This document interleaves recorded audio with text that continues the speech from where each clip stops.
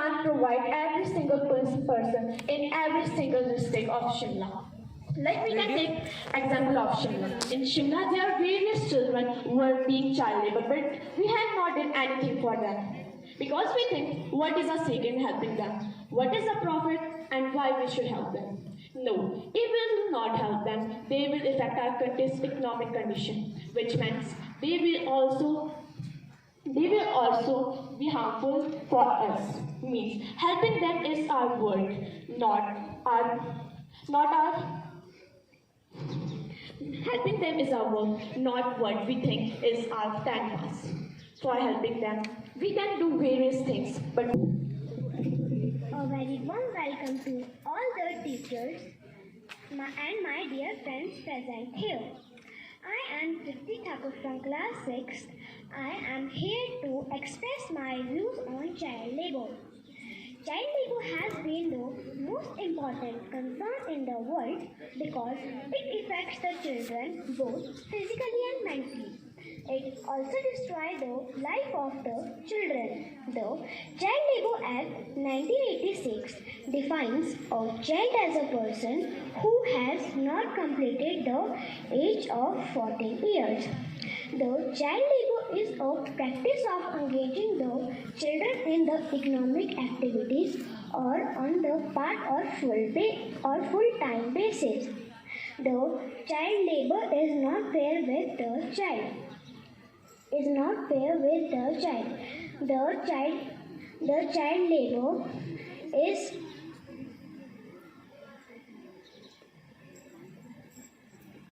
please deliver your speech. Threat to environment. It means that because of declining of forests, our environment is in danger.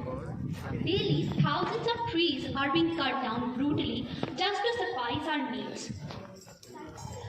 So, because of this, our environment is in danger. We all know that we get maximum of our resources from forests.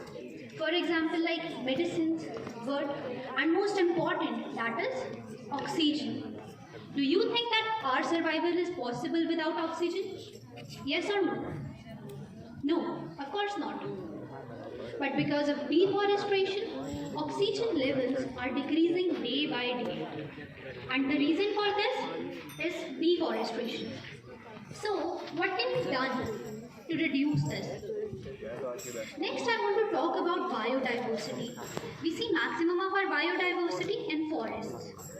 We are harming flora as well as fauna too. So, what can be done to reduce this? The answer is afforestation and reforestation. So, what is afforestation? Afforestation means the establishment of trees and tree stands in the area where tree cover didn't existed before. And reforestation means to grow trees and plants in the area where tree cover existed before, but they are no longer in existence because of deforestation or any other reason. So afforestation and reforestation are the best methods to reduce the effect of deforestation up to a certain extent. At last, I want to share the story of our forest man. His name is Jadav Mulai. When he was 16 years of age, his village faced heavy floods. And because of that, heavy destruction was caused. And the reason for heavy destruction was less tree cover. At that point of time, when he was only 16, he decided to plant more and more trees. To start this, he started planting trees by planting 20 seedlings of bamboo. Later, a government project was started to grow more and more trees in 200 hectares of land. He participated in that project and worked for whole 5 complete years as a worker in that project. All the workers left after completion of that project. But Jadav, he stayed there. Is the increasing population due to which deforestation is taking place and new industries are being formed to fulfill the requirements of the increasing population, and this is resulting into the climatic changes along with low rainfall and more heat and global warming. As Earth is the only habitat for the humans to live, it is the responsibility of all of us to take care of it. We can take care of the Earth by saving as much electricity as possible and by using public vehicles instead of private vehicles and avoiding the use of plastic as it gets buried inside the soil for years and makes it infertile. At last, I just want to say, conserve to preserve green. Thank you and have a marvelous day. I am going to speak on the topic reducing the green cover. Green cover is the area covered by trees on the earth, and it's important to measure how much forestation is there worldwide. One of the most concerning current factors is the reducing of Earth's green cover. Life on Earth is possible due to some forestation. Life on Earth is trees. Trees are fundamental to the needs of humans as they produce oxygen, and without oxygen, life would not be possible on Earth. This green cover is continuously reducing, posing a risk to the Earth's ecosystem. With the increase in this effort at our personal level, we can start by saving electricity. We can avoid the use of plastic as it is very harmful. It gets buried into the soil, leading to infertility over time. The most important is we should save water and plant trees. Water helps in the maintenance of the green cover and trees increase the green cover on the earth. We have only this one planet to live on, and green cover is the most important factor by which we can protect our planet. At last, Good morning to one of our present here, respected principal sir, teachers, judges, and my dear friends. Today, I am Anushka Tomar, student of class 10, is going to present a speech on topic reduction of green cover, a disaster to environment. As humans, the environment we exist in plays an important role in well-being of every life possible on earth. Environment also plays an important role in healthy living. Earth is home for different species and we all are dependent on environment for food, air, water and other things. So it is a responsibility to preserve it and protect it. The life on earth is possible because of some basic things. But one of the most important things for sustaining life on earth is trees.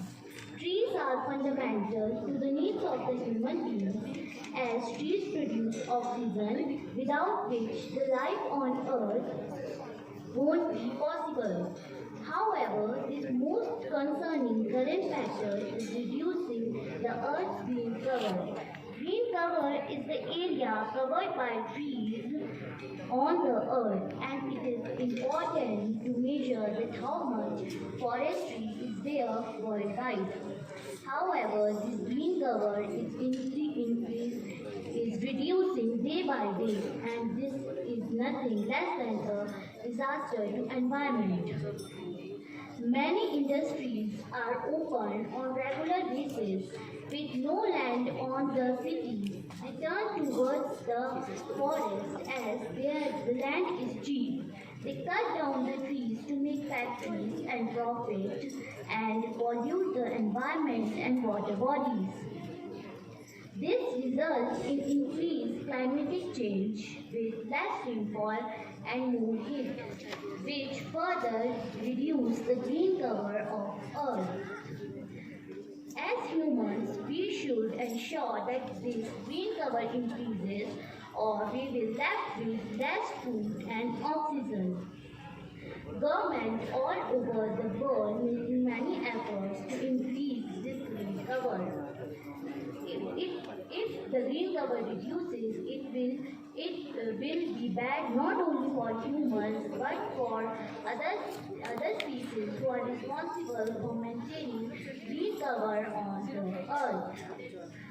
We should also contribute to the efforts made by the government. We can start by saving as much electricity as possible in households, limiting the pollution by using public vehicles whenever we can, Also, we should avoid the use of plastic as it gets buried in the soil and makes the soil infertile over time. Also, we should grow more and more plants to maintain the greenery on Earth. Good morning. My name is Ayan Tate. Today I'm going to tell you the side of brain drain. So first I will explain you what is brain drain. So when people and highly skilled people move from one country to another country, then it's known as brain drain. The brain drain. Like let us get the point with an example. If you are doing job in America, you get a salary of $1,000 per month. Then when you came after a month in India, it will be 83,268 rupees in India. Yes. So they can be a high rate of American dollars. The people prefer to go in high rate currencies nations so that they can come back after some years and they can earn much money than India. Brain drain also occurs when an employee loses his interest in his work. If a person do same task for 5 or 6 years, then he will obviously lose his interest in that task. People start a new work so their skills is developed and business income is significantly increased. Now let us get about the confusion. So Made in India was the biggest confusion for this brain drain. If outside company or foreign companies set up their campaigns or companies here in India, so the job opportunities will be increased and people doesn't need to go outside from India. The next reason is ease of doing business. Let us get this point also from an example. You are starting a grocery mall at your colony. So before that you will need to sign some papers and get some approvals. That will lead for some time. So people prefer to doing jobs, but once a job opportunities was not such a move, then it will obviously think that people will go outside from the country. The next reason is startups should be increased. People should not be job seekers, people should be job makers. If you are starting your own business, so it will help others which doesn't have such a capital requirement for starting up their own business. Next reason is salary. As the brain drain in students is very big problem in India. India also has big educational issues like IIT and many more, but these are only located in some of the remote cities of India, and India has a very big population to study. And this is a very huge reason of brain drain in India. So what can we do to solve this problem?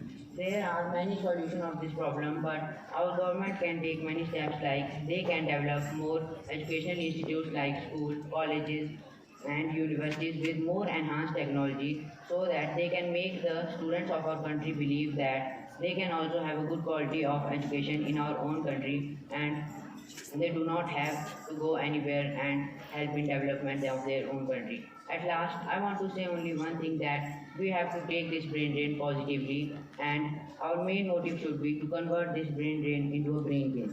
Thank you and have a nice day. To stand before you today. I am highly honored to have this opportunity to speak to such a distinguished audience. Today, I am going to talk about the phenomenon of brain drain. Brain drain is the immigration of skilled and highly educated individuals from its own nation to somewhere else in quest of better job prospects or greater pay. For a developing country investing ample in their citizens' education and then watching them leave for better job opportunities elsewhere presents a big difficulty. The social and the economic progress of their host country can be significantly hampered by the departure of these gifted individuals. Professionals who leave the country frequently also take important skills and knowledge with them, leaving a void in the domestic labor force which is difficult to fill. The progress of the whole country can be hampered as a reduction in research and innovation due to the departure of these highly trained. Comprehensive preventing discrimination based on gender. Education increases productivity in their work. Education helps the women to know about information, skills, and talents which they have in them. Women constitute almost half of our country's population. Men and women are like two aspects of a coin. Thus, they need equal opportunities to contribute to the development of our country. Both cannot survive without each other. It is depressing that some of the communities still differentiate against the education of a girl child. The rise of girl child education was mainly done by King Ram Mohan Roy and Ishwar Chandra Vidyasagar during the British rule in India. He paid attention towards the education of a girl child. In 21st century, there are still so many parents, whether rich or poor, they don't want to educate their girl child.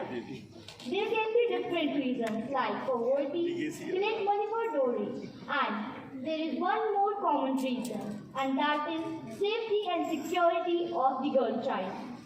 I would like to conclude that parents, society and government need to educate girls about the benefits and qualities of education. Girls' education is essential for the country's future because women are the first teachers of their children. And uneducated women cannot contribute to family management and fail to take care of their children. It is not only the responsibility of the government, but also the responsibility of the people around us. The best part is that our Prime Minister has made a very good initiative for the education of girl child through Beti Bachao, Beti Padhao campaign in villages for the development of our country. We need to educate all the girl child because it is a fact that girls have achieved more success than boys in this time. Now, I would like to end my speech with a slogan based on girl child education, that is, educate a girl child and she will change the whole world. Thank you and have a great day ahead. In olden days, much importance to girl child education. In modern days, people realize that educating a girl is equally important. Some people oppose girl education. They feel that educating a girl is a wastage of money, which is absolutely wrong. When you educate a girl, you educate a family. When you educate a man, you educate individuals. When girls are given proper education, they can further become a good teacher, lawyer, doctor, and much more. If it feels that girls in some rural areas are still not given proper education, which is absolutely wrong. The government is certainly taking